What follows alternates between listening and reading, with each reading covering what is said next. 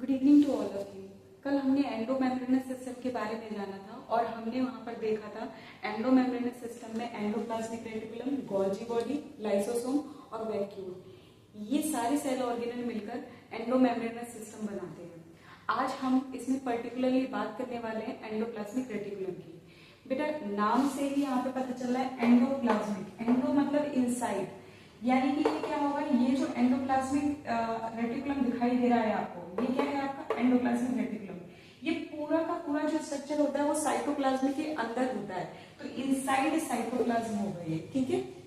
तो यहाँ पर याद रखिएगा एंडोप्लाज्मिक रेटिकुलम की जो पोजीशन होती है वो इनसाइड साइटोप्लाज्म होती है, ठीक है। ये क्या है आपका सारा, ये साइटोप्लाज्म, ठीक है, ये सब साइटोप्लाज्म है। तो साइटोप्लाज्म के अंदर आपको देखने को मिलेगा क्या, साइटोप्लाज्म के अंदर आपको देखने को मिलेगा ईआर, ठीक है। अब जरा ईआर के बारे में बात करते हैं, तो ईआर को सबसे पहले जो डिस्कवर या फिर उसकी डिस्कवरी का जो क्रेडिट जाता है वो पोर्टर को जाता है, ठीक। अब बात करते हैं यहाँ पे एंडोप्लाज्मिक रेटिकुलम के स्ट्रक्चर के बारे में।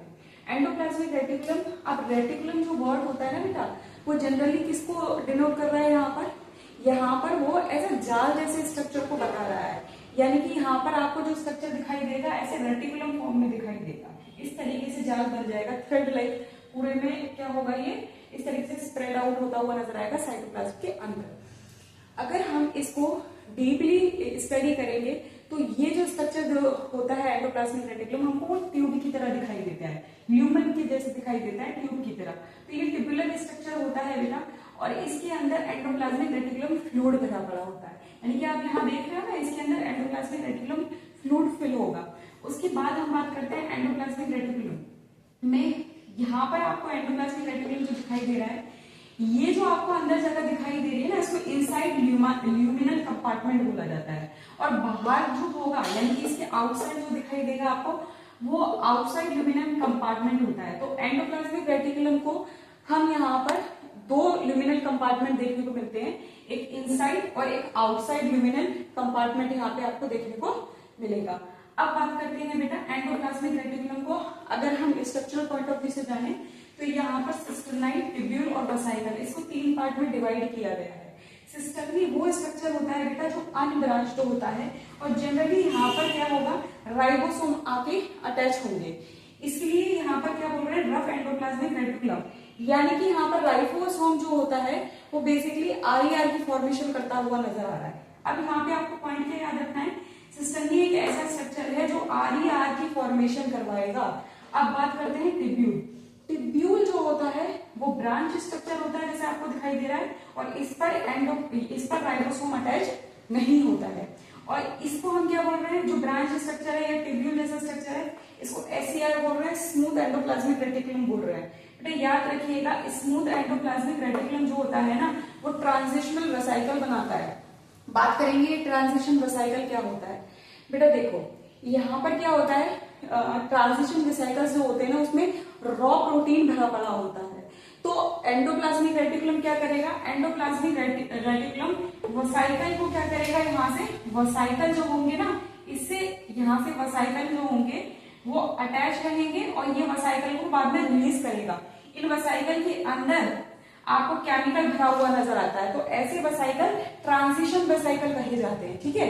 तो ट्रांजिशन वेसाइकल के अंदर बेसिकली ट्रांजिशन वेसाइकल जो होंगे ना, वो गोल्जी बॉडी में जाकर आके काम करेंगे, ठीक। तो जो ट्रांजिशन वेसाइकल होते हैं वो एसईआर बनाता है, यानी कि स्मूथ एंडोप्लाज्मिक रेटिकुलम बनाता है। याद रखिएगा rough endoplasmic reticulum transition vesicle नहीं बनाएगा, मतलब जिसमें रॉ प्रोटीन भरा पड़ा हुआ है। एंडोप्लाज्मिक रेटिकुलम का काम क्या होता है बेटा, देखो एंडोप्लाज्मिक रेटिकुलम क्या करता है ना, वो प्रोटीन बनाता है, ठीक है, वो प्रोटीन बना के भेजेगा, और भेजने के बाद क्या करेगा, उससे गोल्जी बॉडी बनेगा, ठीक है। वो रॉ प्रोटीन जो होगा उसको क्या करेंगे, गोल्जी बॉडी में जाकर उस प्रोटीन को हम क्या करेंगे, मैच्योर करवाएंगे। तो यहाँ पर जितना भी रॉ प्रोटीन बनकर आ रहा है वो एंडोप्लाज्मिक रेटिकुलम में आ रहा है, और उसको हम क्या करेंगे, वेसाइकल में क्या कर लेंगे, यहाँ पर स्टोर करके रखेंगे। तो ये केमिकल जितना भी स्टोर होता है इस वेसाइकल में होगा, और आगे चल के क्या करेगा, यहाँ पर ये जो गोल्जी बॉडी होगा ना, ये गोल्जी बॉडी होगा यहाँ पर, ये से ये जो वेसाइकल होगा इसे अटैच होगा, और फिर बाद में गोल्जी बॉडी जब पढ़ेंगे तो ट्रांजिशन वेसाइकल किस तरीके से काम करता है वहां पर वो चीज देखेंगे हम। अब वेसाइकल का काम क्या होता है, इसमें केमिकल प्रेजेंट होता है। ट्रांजिशन वेसाइकल्स जो होते हैं बेटा वो मेड अप होते हैं स्मूथ एंडोप्लाज्मिक रेटिकुलम। याद रखिएगा रॉ प्रोटीन को बनाने में SER स्मूथ एंडोप्लाज्मिक रेटिकुलम जो होते हैं बेसिकली ट्रांजिशन वेसाइकल को बनाने में क्या करेंगे, ये काम करेंगे। तो जो केमिकल भरा होता है वो ट्रांजिशन वेसाइकल के अंदर भरा होता है और ये केमिकल आगे चल के गोल्जी बॉडी में जाएगा और वहां पे प्रोटीन को मैच्योर करवाएगा। ठीक है, अब बात करते हैं बेटा एंडोप्लाज्मिक रेटिकुलम को हम दो तरीके से डिवाइड कर सकते हैं, rough endoplasmic reticulum, smooth endoplasmic reticulum. अभी आपको बताया रफ एंडोप्लाज्मिक रेटिकुलम कौन बनाएगा बेटा, ये सिस्टर ही बनाता है, और जो स्मूथ एंडोप्लाज्मिक रेटिकुलम होता है ना वो टिब्यूल बनाता है, याद रखिएगा। तो रफ एंडोप्लाज्मिक रेटिकुलम क्या करवाएगा बेटा, ये प्रोटीन की फॉर्मेशन करवाएगा और सीक्रेशन करवाएगा। रफ एंडोप्लाज्मिक रेटिकुलम का काम क्या है, प्रोटीन बनाना और उसको क्या करना, सीक्रेट करवाना, ये दोनों काम इसके हैं। ठीक है, अब बात करते हैं स्मूथ एंडोप्लाज्मिक रेटिकुलम क्या करेगा बेटा, ये लिपिड को सिंथेसाइज करेगा और लिपिड लाइक स्टीरॉयडल हार्मोन को भी सिंथेसाइज करता है। आपके एनसीईआरटी में एक चैप्टर है केमिकल कंट्रोल एंड कोऑर्डिनेशन, वहां पर जब आप पढ़ेंगे ना स्टीरॉयडल हार्मोन, तो वहां पर आपको देखने को मिलेगा ये जो स्टीरॉयडल हार्मोन जो सीक्रेट हो रहा है ना वो एसईआर करवा रहा है। तो यहाँ पे lipid like steroidal hormone synthesize होते हैं, मेल सेक्स हार्मोन जो होता है वहां पर, और मेड अप ऑफ एसईआर। ये किससे बना होता है, एसईआर। यानी कि जो मेल सेक्स हार्मोन आपको दिखाई दे रहा है वो कैसे बन रहा है, वो एसईआर की वजह से बन पा रहा है। तो याद रखिएगा ये पूरा जो स्ट्रक्चर है endoplasmic reticulum exam point of view से बहुत जरूरी है। इसमें आपको ये सारी बातें याद रखनी है कि पोर्टर ने इसकी डिस्कवरी की थी, मतलब क्रेडिट इनको गया था। तो याद रखिएगा जनरली बायो में बड़ा दुविधा सी है कि नाम कोई देता है, डिस्क्राइब कोई करता है और क्रेडिट ऑफ डिस्कवरी किसी और को चला जाता है। ये जनरली आपको बायो में देखने को मिलेगा ही मिलेगा। ठीक, तो एंडोप्लाज्मिक रेटिकुलम में हमने देखा कि ये टिब्यूल लाइक स्ट्रक्चर होता है और इसके अंदर एंडोप्लाज्मिक रेटिकुलम फ्लूइड भरा होता है।